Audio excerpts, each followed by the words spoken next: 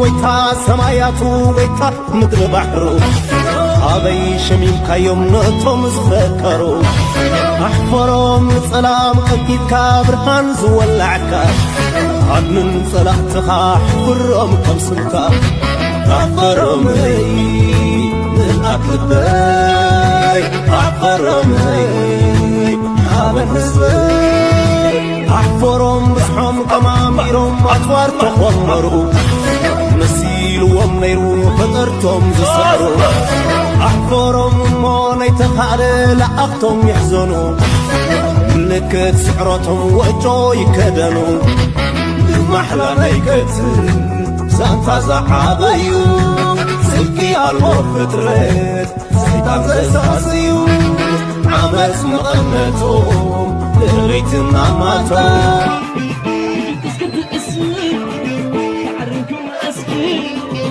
الكل اتلاقي شعيب الولس انت حاطين الايدين ويا لنا عمرا ولعك تحضر ولعك حرا وسمع صغير كبرن موغسنا حيلتات مكل غالي ارترا سلام تخاتلتي سول ميديا بزلكم وسلامكم يبزح عندك اسكتس ارتراونت كورمنت هايدرس عتوم سبسكرايب زغوركم سبسكرايب تغبروا كومون سبسكرايب نخغبرو تقدموم قدمزا عمت زيا مودا يالا فرصه دقيره نتفوتوم سبسكرايب كغبرو زا سول ميديا عدمو كوم لايك اينو وحد صبوينا زلنا 150 صوتا تاخعشو ابيني ادلنا تاخعشو بيدنا سلازلا صبو غيرنا خنصاوتاينا مالتي اوكي ابزا عالم يترف لومي مالتي تمالي ابصلمات ኤርትራውያን ነሲልና ዳምበር ኮይና ዳምበር ተማሳሲልና ኸይና ይፈልጥኒና ነዛ ዓለም ኮይና ዳምበር ተማሳሲልና አይነ ነብራኒና ይትረፍ ሎሚ ሚሳይላትን ሮኬታትን ድሮናትን መንግስት ኮይኑ ማሊ አብጫካን አበረኻን አቦታትና አይተጓናውሑን አይሰጎዱን ከምኡውን አይተንበርኮኹን ደቅመን ስለዝሆንና ኢና ሕጂ انت يا اخوي اللي كورا تخاتات سول ميديا زغوناتات تريو والله نعزبوا لنا مالتي صباقه زربا ويكا صباقه صحفت تمرتي ايحلفني زغونه نتزولو بزولو تقمت كخلالو بحلفي نزا ايثيوبيا تبحال بتزولو بزولو تقمت كخلالو كوينا دامبر يترف نزا زي الهاجر نعاخن ما ساسلو نو كنردوم نو خمزيمكو نو توم كانوا تغارو اب تግራይ ዘለው ንሳቶም ኣብቲ حرامر يدلو الرأيهم كما ابي احمد يغفو توم اب كلل عفار دلو كاب ابي احمد يخفو مالتي كم توم ቀኝ ዝبحال ዝነበሩ ኣብ ግዜ ደርጊ ኮሚዮም ዚያቶም ካብቶም ብስልክ ዝሓንቁ كمون بتملكتلين إيرتراو زقطلو زنبورهم يم الرأيو من كمون اتحساسوهم كميو نزب الحطو لومي نتحق تقبلو بحق خيد زدلي نحنا خنخبرينا نو أنس بحري يدلي صنصواي اندا نغرات እንዳላገበ ابزي اللي هوتتا قال نزز خون غيزينا كيد مس ابي احمد تصمير كامتا تجفع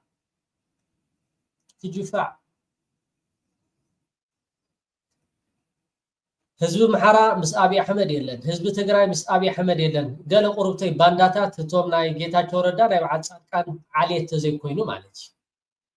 حزب ኦሮሞ እንተኾነ مس ابي احمد يلن ስለዚህ ጊዜና ተደይታና ሃይሽ ነዚያቶም ክሳዶም ረጊስካ ተጽፈዓኻዮም ዳምበስ ወይልኩም ጊዜኹም አይተጽፉኹም ለኩም በዓልመን እዮም ከዚኦም እንድሕርዳይልና ዚኦም ትኗት ኢትዮጵያ እኮ ጀግና አየር ኃይል አላት ባህር ኃይል አላት ጀግና ዘጂ ሓደ ካብቶም ኣብ ክልል ዓፋር ኮይኑ ዝመርሕ ዘሎ እዩ ከለከ ያለ ጀግና ጀነራሎች አሏት ጀግና መድፈኞች አሏት ጀግና እግረኞች አሏት ኢትዮጵያ እኮ ማንንም አይችላትም እኮ ተንኩሳ አታቀም ከተተነኮሰች ደግሞ በደቂቃ ነው ለምሳሌው በቀላል ማክሸፍ የሚችል ድሮን እኮ እናበርታለን ኩኛ ድሮን እኮ አለን፣ አየር አለን እኮ ጀግና የሆኑ ኢትዮጵያውያን ወጣት መሪዎች አሉን እኮ። ጠቅላይ ሚኒስትራችን እኮ ወጣት ናቸው እኮ፣ በወጣት ደረጃ ያሉ ናቸው፣ ምሁር ናቸው። እንደሱ የተደናቀሩ እየተደናበሩ የሚሄዱ እውር ድንብር የሆኑ ሰዎች አይደለንም እኛ። ብዙ አዋቂ ያለባት ኢትዮጵያ ነች። ስለዚህ አገራችን ላይ ሆነው ውጭም ሆነው ይሄ የሚጽፉት ነገር እኔ ምንም አይመስለኝም። ከህዝብ ጋር በታክሲ ሄዳለሁ፣ በአውቶቡስ ሄዳለሁ፣ በተለያዩ ጋር ሄዳለሁ፣ የተለየው ነገር ሄዳለሁ። ሲሄድ በኢትዮጵያ መሀል የሰው አገር አትደፍርም ብለን ነው መናገር ያለ ነው። እስካሁን ድረስ መሪያችንም ያሉት ኤርትራ ባህር እንወስዳለን አላሉ፣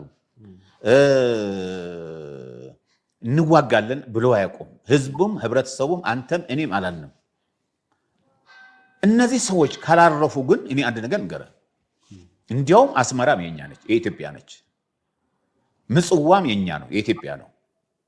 ዳህላክም ጥዮም የኢትዮጵያ ነው። አሰብም የኢትዮጵያ ነው። እንገረህ ከፈለግን የኛ ነው፣ የኢትዮጵያ ነው። እኔ በደንብ እየተናገርኩ ነው ያለው። ማንም አልወከልኩም፣ ራሴ ነው የወከልኩት። ግን እነዚህ እንደግመዋለሁ። አስመራ የኛ ነው፣ አሰብ የኛ ነው፣ ምጽዋ የኛ ነው፣ ጥዮ የኛ ነው፣ ዳህላክ የኢትዮጵያ የኛ ነው። ስለዚህ እነዚህ ሰዎች ምን ሊሆኑ እንደሚችሉ ሕጂ መረር ክብለኩም ኢለ እንዴ ነዚህ በኸመይ ኢኹም ተተረድኡ ንቶም ኣብ ክልል ዓፋር ከምዚኣቶም እዮም ክውፅኹም እየ ኦቨርዶስ ክትኮኑ ማለት እዩ። ኦቨርዶስ ብኸመይ ኢኹም ከተረድኡ አስመራ ናትና ይብለካ ጢዖ ናትና ይብለኩም ኣሎ ባዳ ናትና ዓሰብካ ናትና ይብላል። ብኸመይ ኢኹም ተረድኡ ሕጂ ምስ ብኸመይ ዋላ እስከ ቁርብተ እስከ ብፅሕፈት ድዩ ብምዝራብ ድዩ ብምልማን ድዩ ንህዝቢ ብኸመይ ኢኻ ተረድእ? ክሳብ ጥራይ ኢኻ ትረግፁ፣ ክሳብ ኢኻ ትረግፁ። ኦኬ ፅቡቅ ሰሚዕኹም ኣለኹ። እቶም ኣብ ክልል ዓፋር ደሎ ትግራዋይ ስለዚ ነቲ ሓቂ ተቐቢሉ ኸይድ ዝደሊ ሰብ እንድሕር ዳ ሃልዩ ኮይኑ ኢትዮጵያዊ ነቲ ሓቂ ናይ ኤርትራ ተቐቢሉ ይኸይድ ንኤርትራ ዝኽብር ማለት እዩ። ኖ ኣነስ ንኤርትራ ኣይኽብርኒ ከምዚ ዝብሎ ደሎ እንድሕር ዳ ኮይኑ ግዜ የብልና ምስ ዝደለኻዮ ኮይንካ ኣብ ኢትዮጵያ ናብ ኤርትራ ገፅካ ምፃእ ማለት እዩ። ኣቐዲምካ ግን ተስካርካ ብላ እዚኣ ምኽሪ ማለት እዩ። ስምዕዎ ከዓ እዚ ከዓ ወኪል ናይቲ ኣብ ክልል ዓፋር ደሎ ኣብ ካናዳ ዝቕመጥካ ስምዕዎ መን የዋፀኒ ኣብ ስልጣን ትቕፅል እንተኮይና ናይ ቀይሕ ባሕሪ ኢንተርስት ኣሎ ምዕራባውያን ኣለዉ ምስ ኣብዮም ዘሎ ምዕራባውያን ኢሳያስ ምስ ራሻ እዩ ዘሎ ምስ ጨፍላቂት። ስለዚ እዚ ናይ ጂኦፖለቲካ ምሰሓብን ናይ ኢንተርስት ክላሽን ክመፅእ ከሎ ሙሉእ ምዕራባውያን ንትግራይ ክትሰዓር ደብረ ብርሃን በፂሓ ክትምለስ ከም ዝገበርዋ ኩሉ ተን ኢትዮጵያ ሙሉእ ብሙሉእ ኣብ ልዕሊ ትግራይን ኤርትራን አንልሽ ብምግባር እቲ ካብ መለስ ኮይኑ ወይ ድማ ካብ መለሱ ብዝኸፍአ ደረጃ ኣብ ኢስት ኣፍሪካ ሓደጋ ዝፈጥር ዘሎ ኢሳያስ ከልግስሉ ዝኽእል ዕድል ኣሎ። ሕዚ እቲ ቴክኖሎጂ ተቐይሩ እዩ፣ ሰብ ኣይኮነን። ኣብ ሳዋ ዝተፈብረከ 300,000 ሰራዊት ምንም ትርጉም የብሉን። እዚ 300 ድሮን ኣዋፊርካ ኢኻ ተጥፍእ። ስለዚ እዚ ብምግባር ነቲ ኣብ ሳዋ ዘሎ ደመይ ደምካ ሓወይ ሓውኻ ሓፍተይ ሓፍተኻ ኣቦይ ዘኣቦኻ ኣደይ ዘኣዴኻ 300 ድሮን ረጋቢት ኣይኮነን። ሕጂ ከይተፀባብቕሎ ገለ ሪኦኩም ኣለኹ እንዳይ ውዕይ እዩ ዝሕል ገለ ማለት እዩ። ምስኦም ተደሚርኩም ተመፃኹም ይሓይሽ ማለት እዩ። ሕጂ እዚ እንታይ ካ ዝገብሩ ብኸመይ ካ ተረድኡ? 300 ድሮን ሰዲዱ 300,000 ከም ቃል ከማን ክትብሎስ ግንብንብ እዩ ዝብለካ ነው። ከም ቃል ወታደራት ኔርና ኢና ኩላትና መስለኒ ኔርና ኢና 300 ድሮን ጌርካስ ኬድካ ን300,000 ንኤርትራውያንስ ከተብሎም ማለት እዩ። ከምዚ ማይንድ ሰት ዘለዎም እዮም። ብኸመይ ካ ተረድኦም እዚኣቶም? ምፃእ ኣይትደንጉዩ ኣዛብ ቀለብ ኣዛብ ክትኮኑ እዮም። ቀለብ ኣሞራ ክትኮኑ እዮም። ሙፁ ጥራሕ ሙፁ ኦኬ እሰያ ካልእ ወልሓደ ኣይተብሎ 300 ድሮን ሓደ እዩ ማለት እዩ። ሕጂ ኣብ ውሽጢ ኢትዮጵያ ደሎ ናቶም ወከልቲ ኣብ ደገ ዘለዎን እዩ ዘርእየኩም ዘለዎ ማለት እዩ። ይዕሪኹም ክትቀምፅዎ ይዕሪኹም ቶባ ክትብሎም ማለት እዩ። زغا سمعوا دالن يجبنا بقف يتوسد بن قاي بحر አለ ስለዚህ ትውልድ ሁሉ ቀይ ባህር ይላል አዎ እኔ እግዚአብሔር ይመስገን በህይወት ዘመኔ ቆሜ በህይወት ይያለሁ ጓደኞቼ ተሰውበት ኦኬ ዝጋ ወድ ሻምበል በሃል ናቶ ወኪል አብ ዓዲ እንግሊዝ ዝቅመጥ ማለት ናይቶ ባክል العفار ደሎ ትርገጽ ምጻ ቀይ ባህር እንዳበልካ ምጻ ትርገጽ በጓዶቼ ተሰውበት ስለ ቀይ ባህር ስለ ዳር ድንበራቸው የሰውበት አላማ ህያው ሊሆን ጊዜው ወቅቱ ስለደረሰ በጣም ደስ ብሎኛል ዛሬ የትም ቦታ ስለ ቀይ ባህር ነው ወሬ ባንዳና የባንዳ ልጅ አያቶቹ ወይም ደግሞ የቅርብ ቤተሰቦቹ በድንበር ላይ ተሰው ብዙ ቋለ ባንዳ ሆኖ ጸረ ኢትዮጵያ ስለዚህ ባንዳን አይመለከትም ባንዳ ሊመራው ይችላል ባንዳ ይሰደባል የበጽግና ተላላኪ የፌደራል መንግስት ተላላኪ እንዴት የኦሮሞ ማይባል ነገር የለም ኖ ጆሮ የለኝም አባቴ እኔም ወዳቸው ጓደኞቼ በስም ጥራኳ በተለይ ማት ሰው ጠራለሁ አልጌና አፋቤት ቃሩራ ላይ የተዋደቁ የራሷን ላባነጋ ልጆች ያጼ ቴድሮስ ልጆች ያጼ ምልክ ልጆች ያጼ ዮሐንስ ልጆች ኢትዮጵያውያንን ይያሉ የናባጀ አለ ስንቱ ጀግና የኢትዮጵያውያን ጀግኖ ልጆች ኢትዮጵያ ዳር ድንበሯ ቀይ ባህር ነው ይያሉ መስዋዕትነት የከፈሉ ታነግራቸው ስለዚህ የቀይ ባህር ጉዳይ የልመና ጉዳይ አይደለም የቀይ ባህር ጉዳይ ይገባናል ለዚህ ሻዕቢያ ደንግጧል ሻዕቢያ ወሐጀምንታ ያና ነረዶን እዚ ለምንታ ያና ወላ ሓደ ተመረዲ ተይገለ ማለት ስለስተ ዓጽወት በኸምዝን ወደ ኸምዝን አይጽሐፉ ላይ ኣብ ዋትስአፕ ዲ ኣብ ቴሌግራም ዲ ኦሬዲ አስማትኩም ይምዝግቦ ስለዘለሁ አነ ሶሪ አይተሐዙ ላይ ማለት ጽባህ ንጎ የራኽበና ማለት እንደምንታይ ኻን እዚ ኸተቡ ስለዚህ ኩብራ ተኸታተል ሶል ሚዲያ ጉዳይ ከምስሪዎ ደለኹም ጽቡቕ ይዝኸይደሎ ተአውያት ይበዝሕ አሎ ተአውያት ከአ ጽባህ ንጎ ኣብ ፈቆዶ ጽርግያ ምን ክብላል ኮሙን ጠንቃላልዓ ክመጽዩ ጠንቃላልዓኻ ጉዳይና አይኮነን ጠንቃላልዓ ኩሉ ትሉሪና ተሪናኩም ከማን ኣብ ዝደገረ ይጽናኩም ኢና ከይ ማለት ኦኬ አብዚ ስምዑ ታውት ይፈልጋል ሌላም ጉዳይ አለ አሁን ነገሮች በጣም ግልጽ እየሆኑ ስለመጡ በፊት ገና መጀመሪያ አዲስ አበባ የሄዱ ጊዜ እነ አብይ ቢሮ የሄዱ ለታ ጌታቸው ረዳና ቡድኑ መጀመሪያ ያላቸው ምን እንደሆነ ታውቃለህ መጀመሪያ ገና ሲቀመጡ ያላቸው ነገር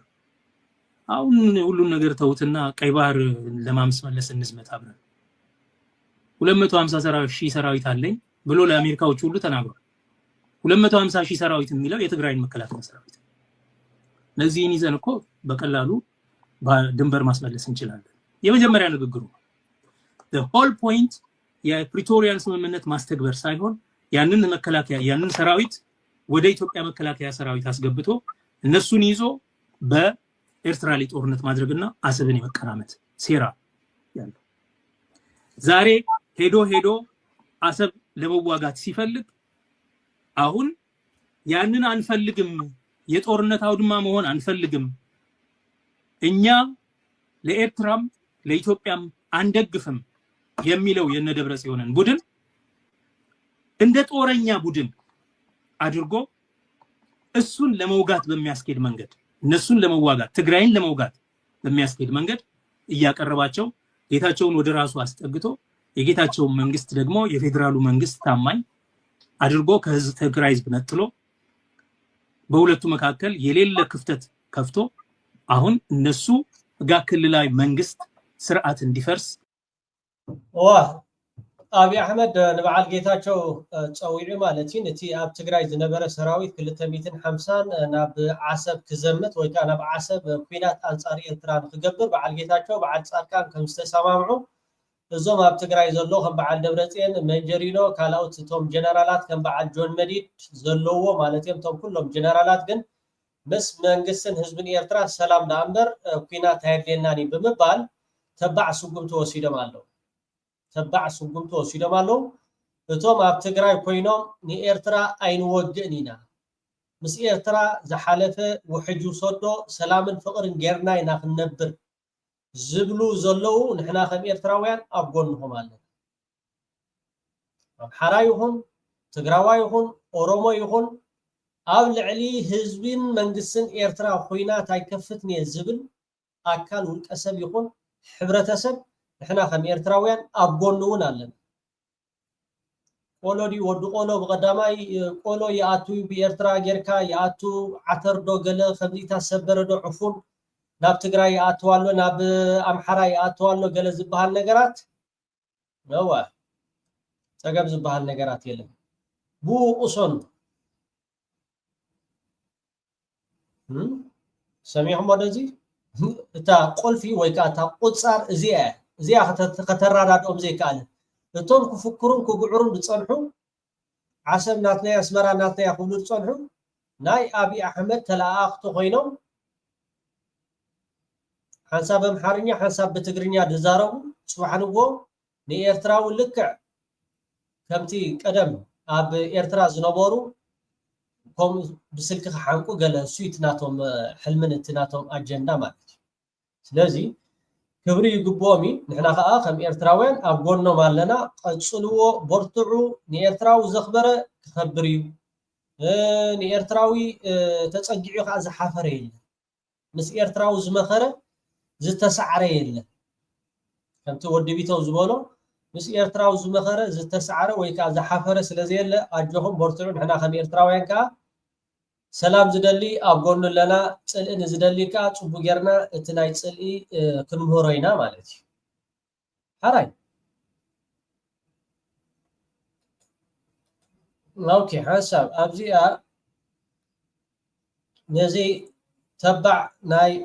ሰላም ዝኾነ ጆን መዲድ ስምዖ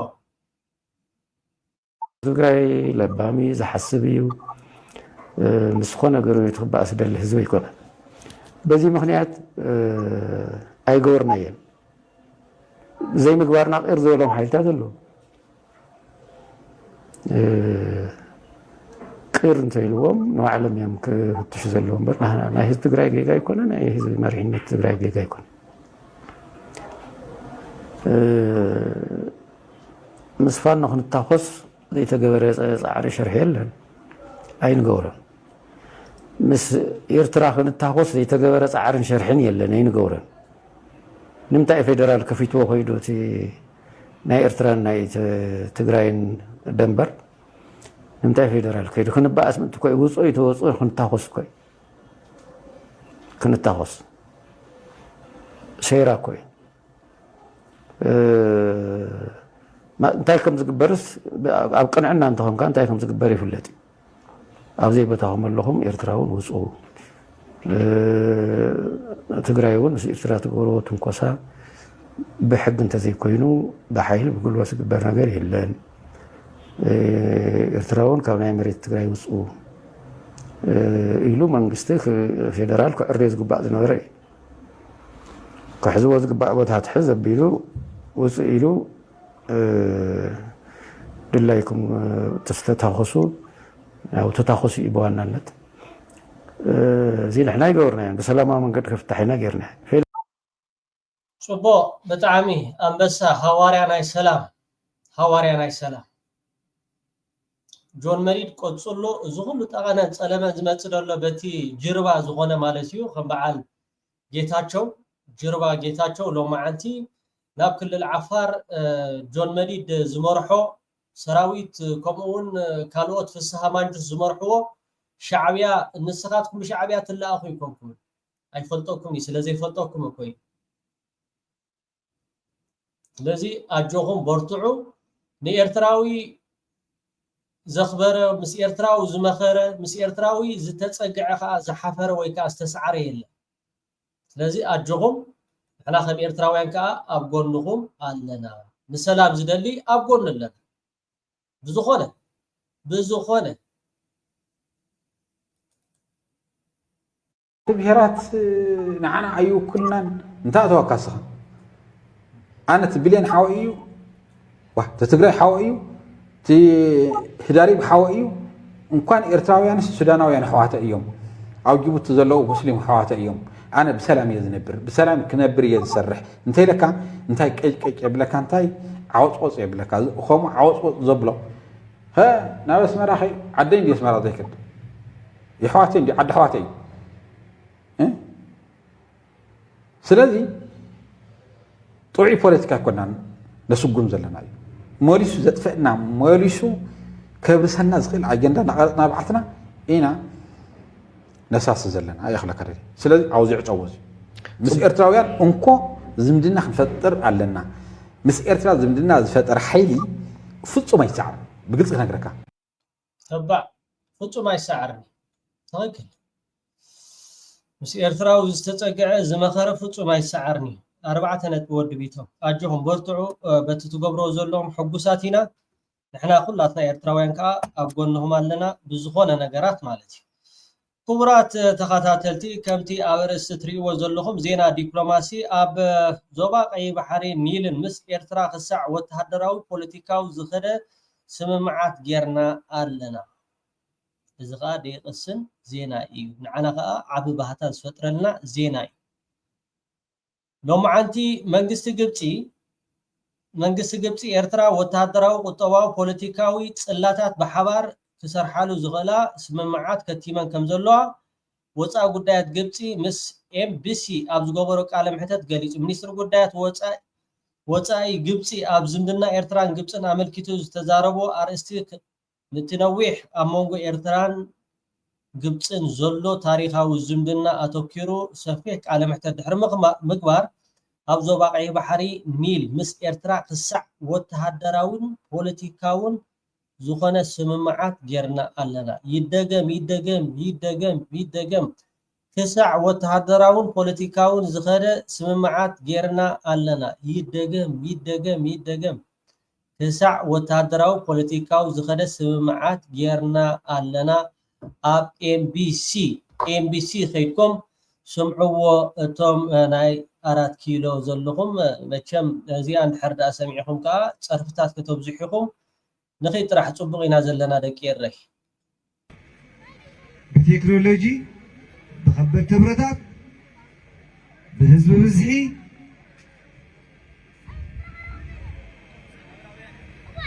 ክንውደኩም ኢና ይብል ኣሎ ኣይንውዳእና ትምሰብ ኣይንገብሩ ይፍተው ይስሉ ከም ቀደም ኣይኮነን ከም ዝሓለፈ 2013 ኣይኮንና ኣሎም ንሶምን ከምቲ ናይ ሽዑ ኣይኮኑ ተበታቲኖም እዮም ኩለን ክልላት ዝበሃላ ሓቢሮም መፅኦምና ሎሚ ኩለን ክልላት ዝበሃላ ሓቢሮም ክመፃ ይኽእላ ብሓደ ገፅ ነንባዕሎም ኣብ ውግእ ኣሎ ኣምሓራ ክውርር ክመፀና ኣይኽእልን ንቐደም ኣብ በዓል ዘሎ ክዓርግ ክኽእል ኣለዎ እቲ ሓደ ምስ ኤርትራ ዝነበሮም ዕርክነት ተበጢሱ እዩ ኤርትራ በዚ መፂ ንዓና ክኣቱ ኣይኽእልን ኳዳስ ጽምዶ ብዝብል ዝኾነ ሓሳብ ህዝቢ ንህዝቢ ኣብ ዝግበር ርክብ ሓደ ደረጃ በፂሑ ኣሎ ምስ ትግራይ እዚ ክረኽብዎ ይኽእሉ ኣብ ሽዋ ኮይኖም ከፈራርሕና ይኽእሉ ይኾኑ እዮም ግን ንሕና እውን ካሊእ ኢና ኣለዉ ንሶም እውን ካሊእ ከም ዝኾኑ ሎሚ ክፈልጡ ኣለዎ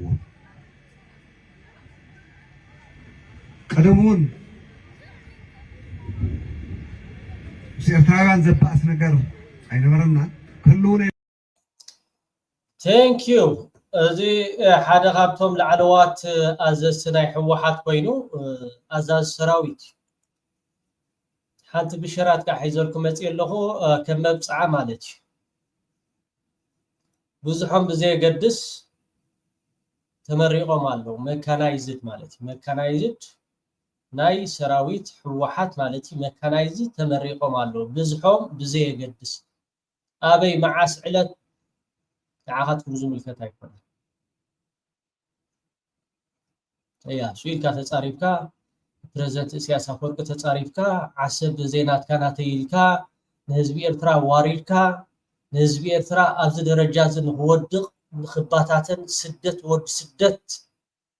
ደቁ ኣብ ባሕሪ ክሞቱ ከምኡውን ዓዱ ገዲፉ ኣይ ኩናት ኣይ ሰላም ተፃዊትኩም እዮም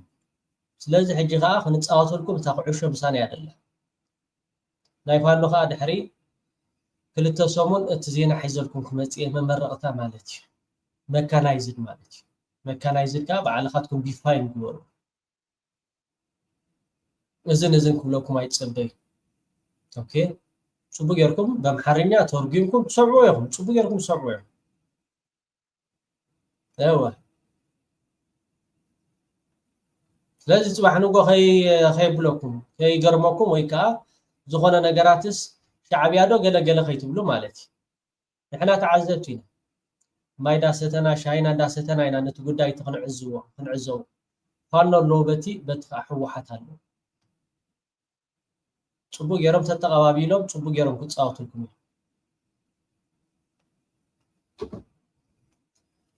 ስለዚ ህዝቢ ትግራይ እዚ ኩሉ ዝግበር ዘሎ እዚ ከረጋግጽ ሓቅዲ እቲ ኣቀድማ ቢልና ታደሰ ወረደ ናብ አዲስ አበባ ምስተጸውዐ ኢልዎ ነይሩ ባጀት ኮብኻት ናይ ኣየር በረራ ገለ ዝግበር ነገራት ከቋርጹ ኢልዎ ባጀት ተቋሪጹ ገለ ዝበሃል ነገራት ኣሎ ትግራይ ዝወሃብ ኣብዚ ሓለፈ ፓርላማውን ተዛሪቡሉ ነይሩ እቲ ባጀት ንሰራዊት ዝወሃብ ገለ ዝበሎ ነገራት ክኸውን ይኽእል ክገብሮን ፈረቓን እዩ ስለዚ ብከምዝን ወዲ ከምዝን ኣይትገደሱ ምስ ኤርትራ ዘራኸብ ቦታ ስለ ዘለኩም ብገንዘብኩም እንዳበልኩም ዝኾነ ነገራት ተሎ ከዓ ተማላሊኻ ነታ ሓፃር ግዜ ከዓ ፀገም የለን ስለዚ ህዝብን መንግስትን ኤርትራ ጽኢሉ ከዓ ይርኤኩም መዓስ እዩ ሕማቕ ነገራት ዝኸውን እንድሕር ዳ ኢልና ንህዝቢ ትግራይ ማለት እዩ እንድሕር ዳ ናይ ሰራዊት ፌደራል ናብ ትግራይ እንድሕር ዳ ኣትዩ እቲ ዝነበረ ካብቲ ዝሓለፈ ዝኸፍአ ይኸውን ማለት እዩ ነዚ ኩላትካ ትግራዋይ ነዚ ዝመጽእ ዘሎ ውሕጅ መጀመርታ ንዓኻ ንምህራሚት ኣጀንዳ ንዓኻ ኣዳኺሞም ናብ ኤርትራ ንምምጻእ ንሕና ከዓ እናጣሚርና ንርኢ ኢና ብዝኾነ ነገራት ማለት እዩ ወርሃልኩም ክኽእል ኣሎ ንምንታይ ኣምፂልኩም ካብ መጀመርታ ክሳብ መጨረሻ መን ምዃኖም እዞም ሰባት እዚኣቶም ተማብ ክልል ዓፋር ደለዉ ተጋሩ ይገረይተወል ተጋሩ ይኮኑ ብልጽግና እዮም ካብቶም ናይ ብልጽግና ሰራዊት ከብራት ዘይከፊኦም ማለት እዩ ብቋንቋ ዳያም ዝፍለዩ ዳ እምበር እቶም ዝኸፍኡ እቶም ኣብ ክልል ዓፋር ደለዉ እዮም ጽባሕ ንጎ ንህዝቢ ኤርትራ ብስልኪ ክሓንቅዎ ብታንክ ክረግፅዎ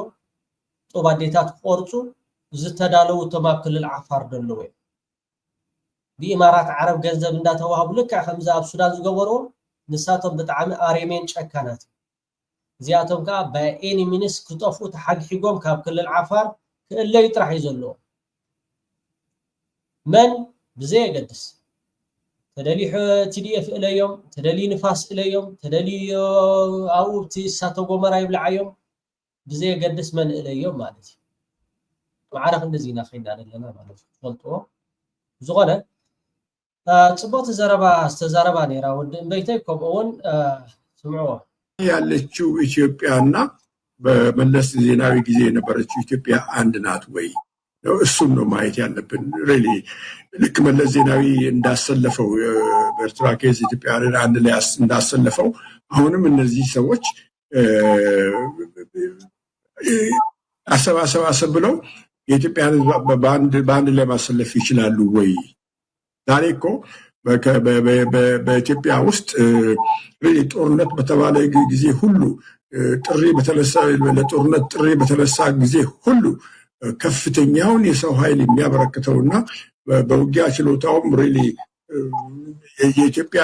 መከላከያ ሰራዊት ፋብሪክ የሆነው መሰረት የሆነው የአማራው ማህበረሰብ ከኢትዮጵያ መከላከያ ሰራዊት ጋር እኮ እየተዋጋ ነው። ዛሬ እኮ እርስ በርስ እየተዋጋን ነው። አገር ውስጥ እርስ በርስ እየተዋጋን ነው። በህወሓት ጊዜ አገር ውስጥ እርስ በርስ እየተዋጋን አልነበረም። ዛሬ ግን ከህወሓት ጋር ዛሬ ግን እርስ በርስ እየተዋጋን ነው። ትግራይ አገር ይሁን ወይስ ሪጅን ምንድነው አንድ ክልል አይታወቅም። ኦሮሚያ ምን አይነት ሀገር እንደሆነ ይሄ ነው ብለህ መናገር አትችልም። ይህን የመሰለ በታሪካችን በፍጹም አይተነውም ሰምተነውም የማናውቀው የፖለቲካና ማህበራዊ ቀውስ በሶስት ክልሎች ውስጥ እያየን እንዴት አድርገን ነው ከውጭ ሀገር በጣም ዩኒፋይድ ከሆነና አገሬን ሲባል ከሰሜን አሜሪካ እስከ ታች አውስትራሊያ ከካሊፎርኒያ እስከ ለንደን ያለው ኤርትራዊ ሁሉ ኤርትራዊ ሲባል ልዩነት የላቸውም። ታውቃለህ። በፍጹም ኤርትራውያን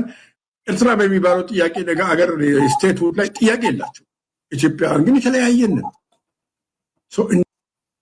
ቴንክ ዩ አቶ ፍሬም ነዚ ናትካ ዘረባ ድሰምዕ ኢትዮጵያ ወደ ትህሉ ጥዕና ምስ ረኸበት ኢትዮጵያ ከዓ ፅቡቅ ምስ ከደት ነይራ ነዚ ድሰምዕ የለን እንታይ እዮም ዝብሉ ደለው ትክክል እታ ኢትዮጵያ ከም ኢትዮጵያ የላን እተን ክልላት ክልል አምሓራ ክልል ዓፋር ክልል ገለ ዝበሃል ደሎ ሓደ ሃገራውነት ጥርኑፍ ዝኾነ አካይዳ የለን ኤርትራውያን ግን ኤርትራውያን ውሑዳትን ቁርጡዋትን ንሃገሮም ዝብጀው ኤርትራውያን ምዝዮም ካ ተራፂምካ ምስ ከውሑ ከም ተራፀምካ በዓልኻ መቃብርካ አቀዲምካ ትሕርዝ ከም ዘለካ ነገራት እዩ ድዛረብ ደሎሞ ነዚ ስምዕዎ እንዴት አድርገን ነው አሁን ኤርትራ ደግሞ በዚህ አሰብ ጉዳይ የውጭውን ሀገር እርዳታ የአረቡን ሀገር የሚሆን እርዳታ ማግኘቱ አይቀርም። እንዴት አድርገን ነው በየትኛው ሰራዊት ነው እዚህ ሀገር ጋር እኔ በጣም ምንፈራው እኔ በህይወት ቆሜ ኢትዮጵያ በጎረቤቶቿ ተሸንፋ ስትዋረድ በፍጹም ማየትን መስማት የማልፈልግ ሰው ነኝ። አሁን ትልቅ የሚያስፈራ ይሄ ነው። ይሄን ጦርነት ካላቅሙ ያ ትክክል እሞ ክቡራት ተኸታተልቲ ምስ ሓይልታት ምክልኻል ኤርትራ ሓንቲ ብጣዕሚ ደስ ትብል ደርፊ ክጋብዘኩም እየ የቀኒየለይ ሰሰናይ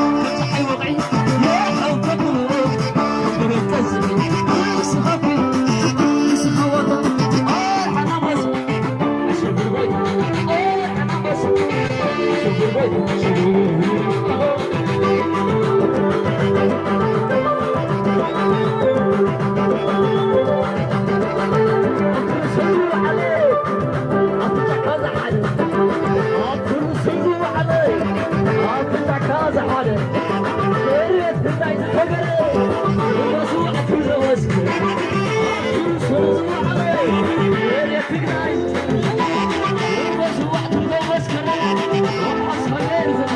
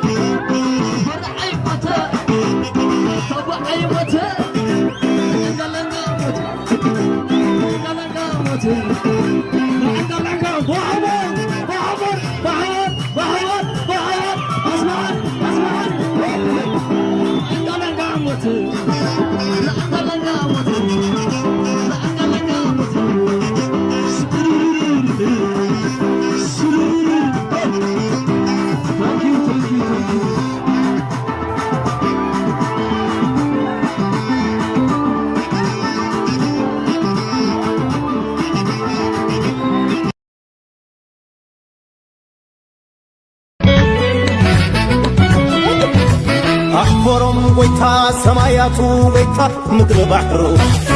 ኣበይ ሸሚምካዮም ነቶም ዝፈከሩ ኣሕፈሮም ንጸላም ከኪድካ ብርሃን ዝወላዕካ ኣድንን ጸላእትኻ ኣሕፍሮም ከም ስምካ ኣሕፈሮመይ